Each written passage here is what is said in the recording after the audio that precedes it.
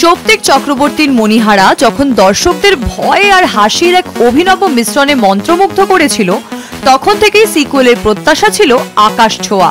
এবার সেই জনপ্রিয় সিনেমার সিকুয়েল দেবী হাজির, আবারও দর্শকদের মন কেড়ে নিতে।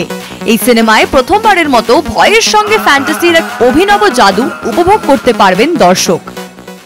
যারা মণিহারা দেখেছে, এটা মণিহারা ছিল হরর কমেডি, কারণ হচ্ছে একটা পেতনি এবং একটা মানুষের লাভ স্টোরি ছিল, যেটা সাকসেসের জন্য আমরা তার সিকুয়েল করছি, যেটার নাম হচ্ছে দেবী। দেবী হচ্ছে এই মানুষ আর পেতনির সন্তান, তো এটা এক প্রেত মানবীর উপাখ্যান বলতে পারো। তো এই দেবীর জার্নিটা নিয়ে গল্প হচ্ছে। একজন নতুন সুপারহিরো আসতে চলেছে আমাদের বেঙ্গলে। দুর্গাপুজোর আগেই রূপলী পর্দা মাতাতে আসছে দেবী। সিনেমায় চোখে পড়বে একের পর এক পরিচিত জনপ্রিয় মুখ। দর্শকদের কৌতূহল ক্রমশ বাড়ছে। প্রিয় অভিনেতা অভিনেত্রীরা এবার কেমন চরিত্রে হাজির হবেন? সম্প্রতি সিনেমার কলাকুশলীরা এই উত্তেজনা আরো বাড়িয়েছেন এবং জানিয়েছেন দর্শক ঠিক কি প্রত্যাশা করতে পারেন। মূলত কারণ হচ্ছে first of all it's horror comedy, horror fantasy বলতে গেলে।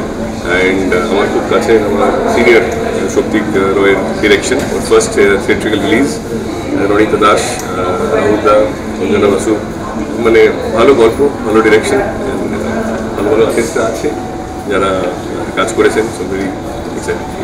খুব চাপের ছিল, আমরা খুব খেটে খুঁটে কাজ করেছি, সবাই মিলে একটা সিনেমা বানিয়েছি এবং দেবী এখন আপনাদের সবার কাছে সিনেমা হলে চলছে।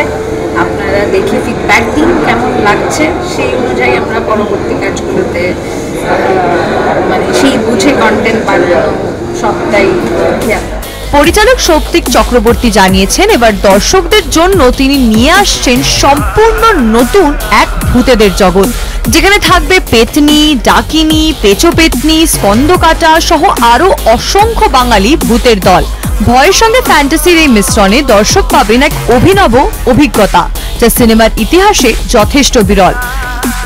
ক্যামেরায় সন্দীপ সোমের সঙ্গে আয়ুষী মাইতির রিপোর্ট, কলকাতা টিভি।